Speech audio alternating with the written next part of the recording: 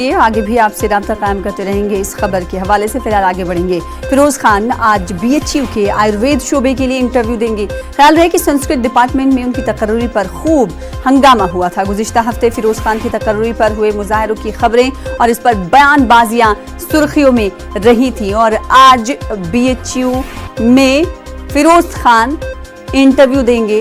ये इंटरव्यू आयुर्वेद शोबे के लिए होगा।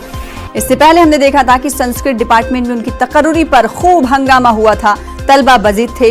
उनका कहना था कि पद्धति को भी इख्तियार किया जाना चाहिए। जो टीचर हमें पढ़ाता है इसको लेकर रोजाना वो पूजा करते थे और साथ ही साथ वो मांग कर रहे थे कि फिरोज खान की तकर्री टीचर के तौर पर, संस्कृत टीचर के तौर पर उन्हें काबिल कबूल नहीं है।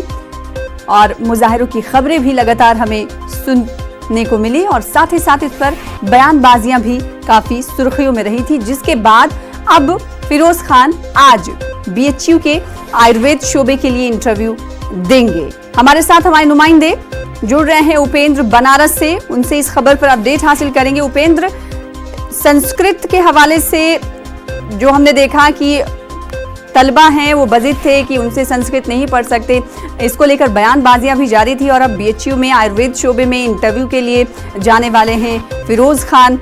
कितने बजे ये इंटरव्यू होगा और इस फैसले के पीछे तलबा की जो जिद थी वो कहीं ना कहीं कामयाब होती हुई दिखाई दे रही?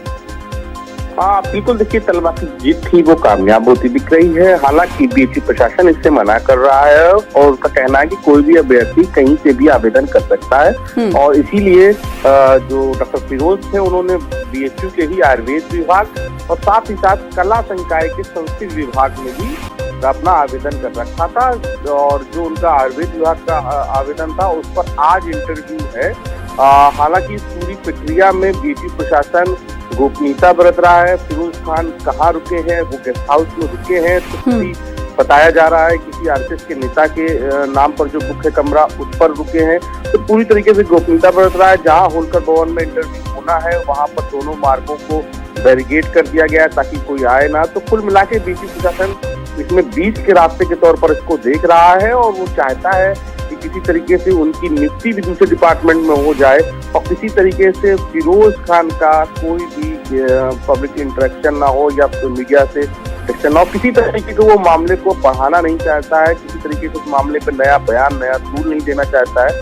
और फिलहाल जो संस्कृत विभाग में जो BHU का आयुर्वेद विभाग है उसमें जो साक्षात्कार नंबर है उस पर डॉक्टर फिरोज का नंबर पहला है।